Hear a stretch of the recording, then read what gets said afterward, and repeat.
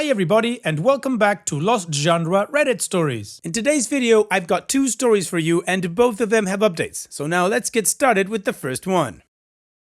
This post is from the subreddit Relationships and it's by user Deleted. How do I, 30 female, uninvite our creepy neighbor, 70s male, to my son's first birthday party? We moved into this house 3.5 months ago. Our neighbor across the street introduced himself right away. In the weeks and months following, we've chatted outside a few times a week. He's brought us food a handful of times. I baked him cookies for Christmas. He seemed just like a typical older man and nice neighbor. We invited him to our son's first birthday, which is coming up soon. I sent out the invite and received a verbal confirmation that he's coming. That was 2 weeks ago. Since then, he's done and said some things that make me really uncomfortable and I don't want him at the party anymore. Creepy thing number one, he's been inviting us to a happy hour since we moved in, saying he has a babysitter for us. I would just kind of ignore him on the babysitter front because my son is breastfed and doesn't take a bottle. And frankly, I'd find my own babysitter if I wanted to, which I don't. I haven't been away from my son since he was born and I'm just not ready yet. We thought he just wanted to hang out, so my husband went out to lunch with him. He still insisted on happy hour and babysitter. So I invited him to our place for dinner, thinking he wanted to socialize with the both of us. He declined, but continued pushing happy hour and babysitter. Then he brought this lady to our house unannounced to introduce us. I was polite and said hi and then left. He kept bugging my husband about happy hour, so finally I said to him, okay, let's go. I'll bring the baby and wear him in a carrier. To which he responds, why, don't you trust the lady I introduced you to? I just explained the breastfeeding situation and used that as an excuse. So he basically keeps pushing this sitter on us. I didn't think much of it until the other creepy things happened.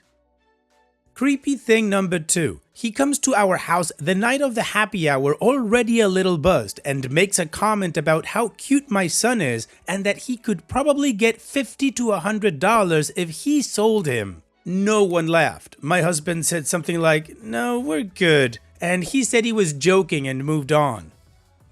Creepy thing number three. While out to happy hour, he asked how our son was sleeping. I said he still wakes frequently and he responded by saying, well, you can just throw him in my spare bedroom tonight and pick him up in the morning. I gave him a disgusted look and he responded, sorry, I have a sick sense of humor. Creepy thing number four. My husband was outside playing with our son and the neighbor walked up and said hi, then immediately tried to pick up the baby. My husband basically intercepted the baby and turned away from the neighbor guy who just started walking back into his house. He's never held our son before and normal people usually ask first. Anyway, all of these things together weird me out. Pushing the babysitter super hard, making disturbing jokes, and trying to hold him without asking. Am I overreacting? I really don't want him at the party around my son or other kids now. How do I keep him from coming? Well, OP, in my opinion, no, you are not overreacting at all. I wouldn't want that man near any of my children at any moment of the day and for any kind of reason. And personally, all of the things that you said are creepy like one-on-one, but when you put them together, it can add up to dangerous. I mean, he's basically a stranger that kept pushing on you guys another stranger while he took you out for drinks. Who knows what he would have put in that drink, and who knows if you would have seen your baby again. And sure, you can say, oh, well, gee, you're crazy, that could never happen. But the thing is, monsters do exist, and they are ageless. So no, OP, all that to say, I don't think you're overreacting, and I do think that for these kind of people, the one that gives you the creeps, you just need to be blunt and say, I'm sorry, you know what, you are no longer invited to my child's birthday party. That way, there is no possibility that it could be some sort of a misunderstanding. It's basically giving him notice that you guys know that he's some sort of a threat and that you are on to him. Now, I don't know what the situation is if you guys would consider moving to maybe another home or something like that. I don't know about that, but you should start keeping tabs and getting information in case you need some sort of restraining order. And what do you guys think about this situation? Did all those things give you the creep as well? What would you do if you were in OP's shoes? Go ahead and let me know what you think in the comment section. And now let's continue with the community comments to see what they said. Bluetooth Magoo says, "Oh man, this has gift of fear written all over it. I would tell him the theme of the party has changed and there won't be any babyless adults coming anymore. Who cares if he sees anyone coming without kids after that? Also, trust your gut here. Like, really trust your gut. Never let your baby out of your sight with that man around. Warn anyone that comes into your home to babysit that they aren't to ever open the door to him or trust anything he says." You don't have to be polite to this man. What he has already done is so uncomfortable that he clearly doesn't give a crap about being polite to you. It is not polite to creep people out. Why should you worry about his feelings? Brutal Lethal says, "I agree, you should check the sex offender registry, but I would take it a step further and go down to the local police station and ask about the guy. They'll know if there have been issues with him before, and if they don't know about him, make sure they do before you leave." I think people here are giving this guy too much credit for being misunderstood. Something about your description of him and his babysitter reminded me of the perv that kidnapped Elizabeth Smart. Especially with him asking about how your son sleeps. He might be trying to assess what the chances are that he can grab your kid at night without him waking up and crying. Stay away from that guy. Put up cameras, and if you see him at your house, take out a restraining order. This is nothing to fool around with. Miss Undead Bus says, "Personally, I'd go the honesty route. Confront him and tell him how his recent behavior around your son has made you uncomfortable and that you no longer feel comfortable having him attend your son's party. You definitely don't owe him this explanation, but I feel like that's the best way to get him to leave you alone." Best case scenario, he apologizes and leaves you alone. Worst case scenario, he gets angry? It could be scary words, actually. I like to assume the best in people, but ultimately it's your judgment call based on your dynamic or how you think he'll respond. Additional information from OP's comments. "I think I'll change the venue and tell the creepy neighbor that we've decided to do a low-key family thing instead. No one can really come, so we've trimmed it to just a small family lunch at a restaurant. I've also told my family not to speak to him, and I told the sitter we have that he isn't to be trusted near the house or baby." Okay, well, the community agrees that creepy guys should not go to the party, and everybody has a different assessment on how they should do it. I agree with number 2 mostly. Regardless how old this guy is, he could be a threat. And you guys know me, when it comes to kids, it's about protecting them. So now it's time that we move on to the update to see how this story ends, but before that, I'd like to remind you to please click that like button for me if you've enjoyed the video so far. It does help me a lot, so thanks in advance. And now, let's move on with that update. After posting this, my husband and I decided that the next time one of us saw our neighbor outside, we would tell him the plans for the party had changed and it was just family now. Well, 3 weeks passed and we never ran into him once, which is unusual because he's retired and home all day. And so are we. I'm a stay-at-home mom and my husband works from home. I'm certain after the awkward incident in the driveway where he tried to pick our baby and then scurried away, he was avoiding us, which I'm more than fine with.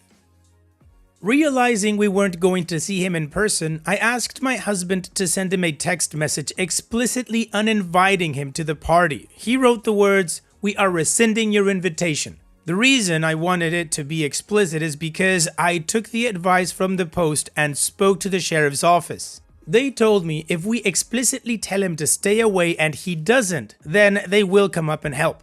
Our neighbor never responded to the message and he didn't show up to the party. He has still been avoiding us as well, which is a big relief. Some people in our post told us to move, which just isn't going to happen. We just bought this house and it's our first and hopefully only house. We saved for a decade, moved across the country and picked the best school district and location with low taxes, privacy and the recreation and weather we like. It's a beautiful, perfect house in a beautiful and perfect location. We are hoping this unhealthy alcoholic 70-something-year-old neighbor will either move or pass away sooner rather than later. He's mentioned moving to be closer to his honey, so fingers crossed.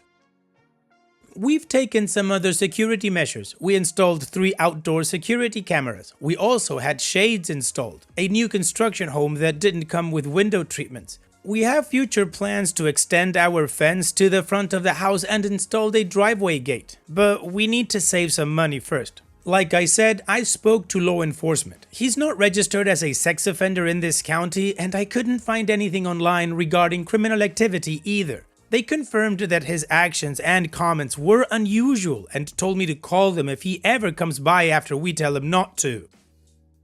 I also Facebook messaged his next door neighbor. He mentioned her and her daughter numerous times, but I never once saw them speak or say hi or anything. I thought, mother to mother, maybe she could tell me more about him. Unfortunately, she never messaged me back and I never saw her outside. We are extremely vigilant in watching our son when we play in front of the house, but we just had our backyard redone, so we won't have to be in the front anymore once the sod is settled. He's a big and healthy 12-month-old and we aren't going to let anything happen to him.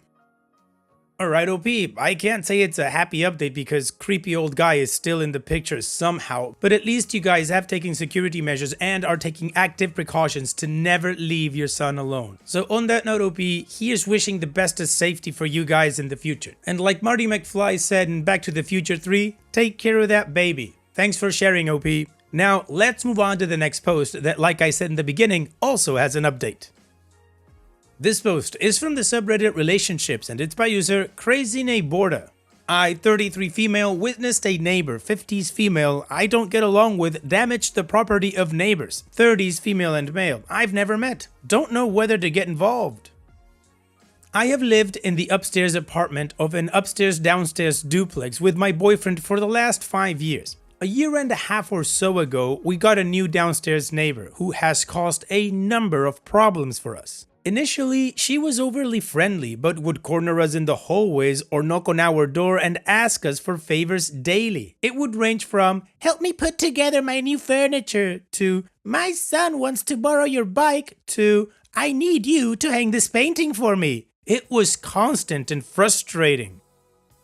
This finally ended when I snapped at her, well, more like telling her off, for waking me at midnight to fix something her son had broken. We are not on good terms as there has also been a recurring issue with her children and church group blocking our cars in the driveway that culminated in having to contact the landlord and eventually a towing company. It was infuriating and had me made late for work on several occasions. Needless to say, I don't speak to the downstairs neighbor unless absolutely necessary. Most of the issues have died down over the last few months. Today, I'm in an awkward position. The downstairs neighbor was attempting to back out of our shared driveway, which is very narrow, and slammed into the house on the other side of the driveway twice. The first time was loud enough to startle me awake and run to the window, so I got a front row seat for the second round of car versus house. She pulled forward, righted the car, and took off. Here's the issue. The next door neighbors whose house was hit were not at home at the time. She never informed them of what happened, and there is, what I'm pretty sure is, structural damage to the side of their house. My boyfriend took a gander and said that the wood underneath the siding our neighbor took out was all cracked and broken. There are shards of siding all over our driveway.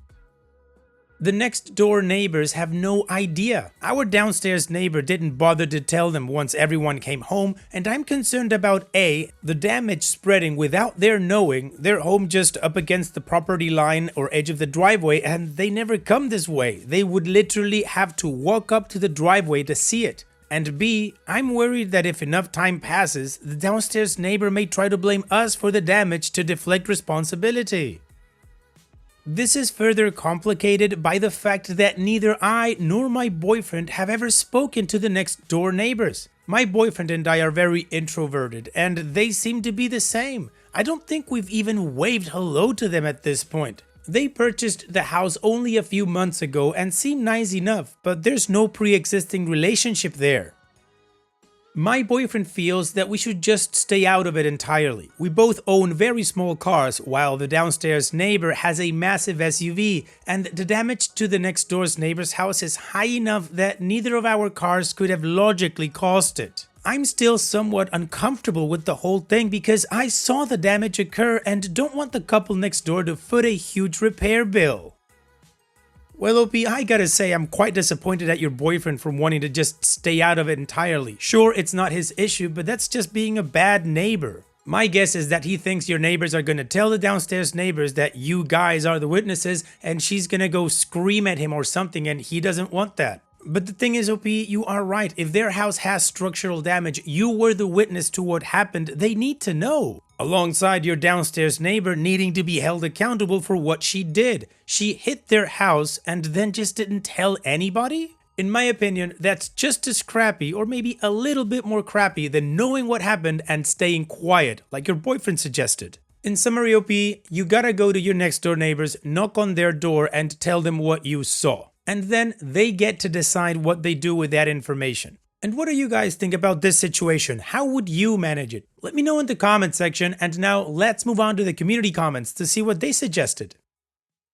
Swag Mama says, they definitely need to know and it's the right thing to do. If you're worried about backlash, wait until the downstairs neighbor is out, then go next door and tell them. Point out that the damage couldn't have been caused by you or your boyfriend. If she hit the way you described, there's no way that it didn't scratch or damage her SUV. When your next door neighbor calls the police, they'll see that the damage to the house corresponds to the damage to the SUV. How to Fire says, you need to call the police as soon as possible and tell your neighbors. What are you doing? This is a crime that could end up costing them thousands if they don't find out soon enough. Screw being introverted, be a good person. Casey Garden Girl says, I think I would let the neighbor know just in case it is bad enough to cause any structural issues. Perhaps slip a note inside their door while the other neighbor is not home. Let them know the date and time it happened in case they need to call the police and insurance, and give them your number so they can call you. Since they don't ever go on that side of the house, it could be weeks before anyone would notice the damage, and it could cause further damage, water damage. And you wouldn't want to be blamed for it. I say this because I would be really irritated if one neighbor did this and another neighbor knew but didn't tell me. And Defans says, tell them. It sounds like the two of you will eventually need each other's support in dealing with the downstairs neighbor anyway. Not the best way to start a relationship, but there you go.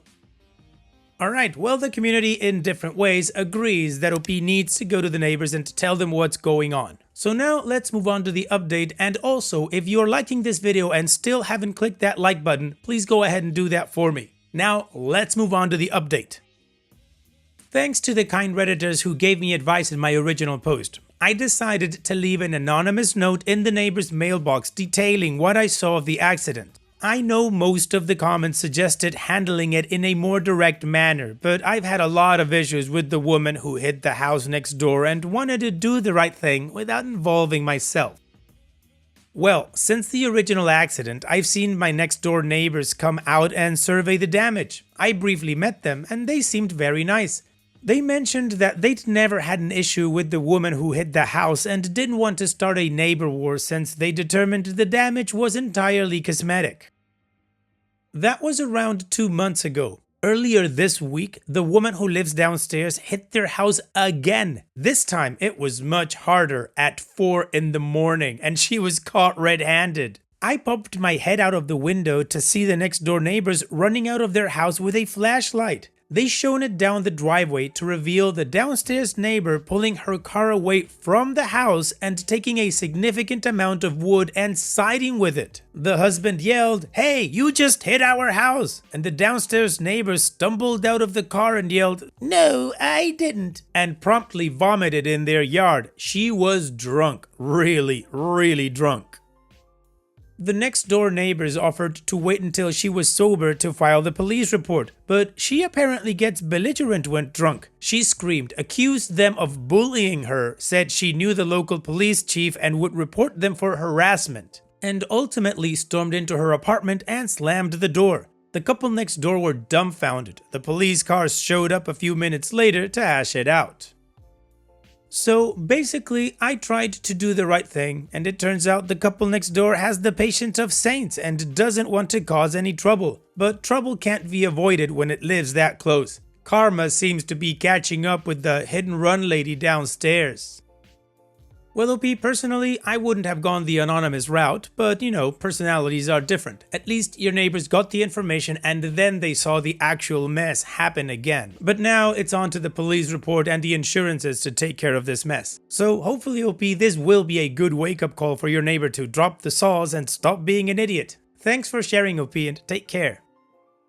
And that's it for today's video. Thank you so much for taking the time to watch it. Now, if you've gotten to this point in the video, I assume that you like these stories that I'm reading out, so here are a couple more that you might enjoy. And if you don't have any time to watch another story right now, save it for later, and also, don't forget to hit that subscribe button.